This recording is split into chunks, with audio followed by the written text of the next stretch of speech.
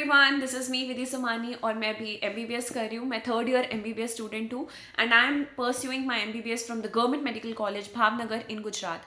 मेरा एडमिशन हुआ था 2023 बैच में और मेरा एक भी ड्रॉप ईयर नहीं था. मैंने प्रॉपर स्कूलिंग करी है. I was not in a dummy school. I did my schooling from DLDV Pitampura, ठीक है, दिल्ली. एंड उसके बाद मैंने अपनी कोचिंग जो थी वो 11th-12th में ली थी. That was from the scholars academy, जिसका एक ब्रांच जो था वो पितमपुरा में था. So this was my NEET journey. मैं थोड़ा सा आपको और बताना चाहूँगी about my NEET journey and also I want to be a part of your NEET journey as well. मैं लेक्चर वीडियोज़ और मोटिवेशनल वीडियोज़ डालने का प्लान कर रही हूँ. I want to pursue my YouTube channel. I want to help you all the NEET aspirants, ठीक है. तो भैया मेरा ऐसा था कि मेरा ना स्टार्टिंग से बहुत इंटरेस्ट था. ऐसे डॉक्टर डॉक्टर खेलते थे ना बचपन में, तो मैंने ऐसे GWS हॉस्पिटल का नाम निकाल रखा था and I use to be doctor and use to prescribe medicine की. बड़े यार मज़े आते थे. फिर जैसे जैसे टाइम बीता गया I actually realise that I had interest in subject biology. मेरा इंटरेस्ट बनते क्या, ठीक है. फिर 10th क्लास खत्म हुआ यार, इतना तो समझ आ गया था कि बायोलॉजी में इंटरेस्ट तो है, तो PCB लेना का तो मेरा डन था. फिर ना किसी ने बोला कि यार PCB से ना करियर ऑप्शंस बहुत लिमिट हो जाते हैं. तो और मेरे को कोई आइडिया तो था नहीं, कोई फैमिली बैकग्राउंड था नहीं ऐसे कि कोई सपोर्ट कुछ ऐसे समझा सके, समथिंग लाइक दैट. तो मैंने मैथमेटिक्स भी ले लिया क्योंकि मैथ्स में भी इंटरेस्ट तो था ही. तो अब मेरे पास था PCMB in class 11th and I manage to score 90.2%. फिर 11th क्लास भी थी, 12th आ गया. 12th में भी मेरे 96% ऐसा आया था.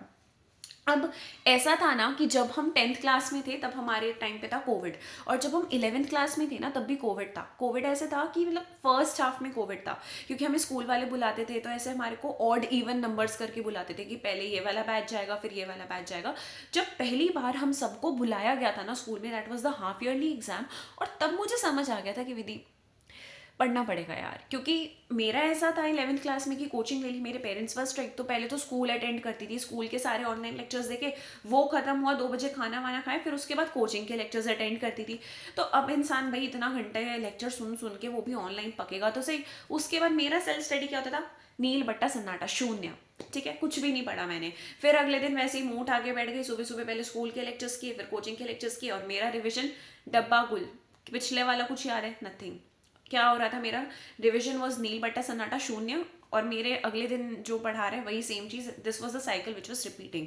इसीलिए मेरा 11th क्लास में तब तक हालत ख़राब थी जब तक हाफ ईयरली हो गया था, ठीक है. जैसे ही हाफ ईयरली हुए मुझे एक झटका सा लग गया था कि वेयर आई एम लाइंग. मुझे ये तो समझ आ गया था कि मेरे कंसेप्ट कहाँ पे है, बहुत बुरा हाल है. फिर उसके बाद मैंने पढ़ना स्टार्ट कर दिया. 11th क्लास में मैंने एकदम अपने ऐसे गोल्स वगैरह सेट कर लिए कि भैया अब ऐसे पढ़ना तो पड़ेगा, क्योंकि ये चीज़ तो हमें समझ आ गई थी. फिर धीरे धीरे अपने बैकलॉग्स कवर अप करती गई और पढ़ती गई. देखो बैकलॉग्स का क्या है ना, अगर आप नहीं पढ़ोगे वो कंपाइल होता ही जाएगा. तो we have to cut down our time on extra things, ठीक है. उन फालतू चीज़ों से टाइम हटा के अपने अच्छी चीज़ों पे अपन को लगाना है. ऐसा था. फिर 11th क्लास ख़त्म हुई. जैसे ही ख़त्म हुई मैंने एकदम ऐसे दिमाग में मेरे सेट था कि भैया 12th क्लास को तो जितना इफेक्टिवली मैं यूज़ कर सकती हूँ ना करूँगी. जब हमारा 12th क्लास में समर वेकेशन था ना, उस टाइम पे मैंने बहुत सारी अपनी बायोलॉजी रिवाइज कर ली थी 11th क्लास की, और 12th तो मेरा साइड बाय साइड चल ही रहा था. मैंने ऐसे गोल्स अपने सेट कर रखे थे कि इतना इतना करना है, इतना इतना करना है. और मेरे ऐसे डेली टारगेट्स नहीं होते थे, मेरे ऐसे मंथली टारगेट्स होते थे कि मेरे को इतने टाइम पे ना इतना चीज़ अचीव करना है. क्यों? क्योंकि मेरे दिमाग में ना यार एक चीज़ क्लियर थी. क्या? कि मुझे मेरे नाम के आगे ना ड्रॉपर नहीं लगाना. मम्मी पापा के इतने पैसे लगा चुकी हूँ ना, मैं नहीं चाहती कि कोई ऐसे बोले कि यार इतने पैसे लगा दिए तब भी सिलेक्शन नहीं हुआ. और मेरा ऐसे सॉर्टेड था भाई दिमाग में कि मेरे को ड्रॉपर टैग तो नहीं चाहिए. सिलेक्शन तो मुझे इसी साल लेना है, चाहे 10 घंटे पढ़ना पड़े, 4 घंटे पढ़ना पड़े, 12 घंटे पढ़ना पड़े, मेरे को जितना पढ़ना पड़ेगा मैं पढ़ूंगी, लेकिन सिलेक्शन तो भैया इसी साल लेके जाऊंगी. तो मेरे with this mindset, I think this mindset helped me to secure my seat. दूसरा जो मेरा फ्रेंड सर्कल था, ऐसा नहीं है कि मैं सिर्फ पढ़ाई एकदम बुक वॉर्म बन गई थी, मेरी कोई सोशल लाइफ नहीं थी. I had my friends and family as the biggest support. क्यों? क्योंकि ये एक टाइम है ना कि हम अपना फ्रेंड सर्कल बहुत ऐसे वाइजली चूज करें. ऐसा क्यों? क्योंकि फ्रेंड्स ही हैं जो हमें इन्फ्लुएंस करते हैं, राइट, द फोमो वाला चीज़ एंड एवरीथिंग। तो फ्रेंड्स का बहुत बड़ा रोल होता है। मेरे सारे फ्रेंड्स ऐसे थे जो कि नीट की तैयारी कर रहे थे या फिर बहुत ज़्यादा करियर ओरिएंटेड थे, तो हम सब ना एक हेल्दी कॉम्पिटिशन में थे, एक दूसरे की हेल्प भी करते थे। तो that is why I think कि मेरे फ्रेंड्स का बहुत इंपॉर्टेंट रोल है इन माई नीट जर्नी, क्योंकि सबने मोटिवेट ही किया है कि यार करना है अपन को। तो एंड ऐसा नहीं है कि डिस्ट्रैक्शंस किसी की लाइफ में नहीं आते, मेरी भी लाइफ में थे, बट मम्मी और पापा मेरे सर पे ऐसे चढ़े रहते थे कि विधि पढ़ना है पढ़ना है पढ़ना है। दे हेल्प मी कि मैं कहीं भी डिस्ट्रैक्ट ना हो जाऊँ। तो in the NEET journey we have a lot of things that influence us, that help us to secure a medical seat. सबसे पहली चीज़ है हमारा खुद का mindset. I don't care you are an 11th student, 11th class student, 12th class student, 1 year dropper, 2 year dropper or what.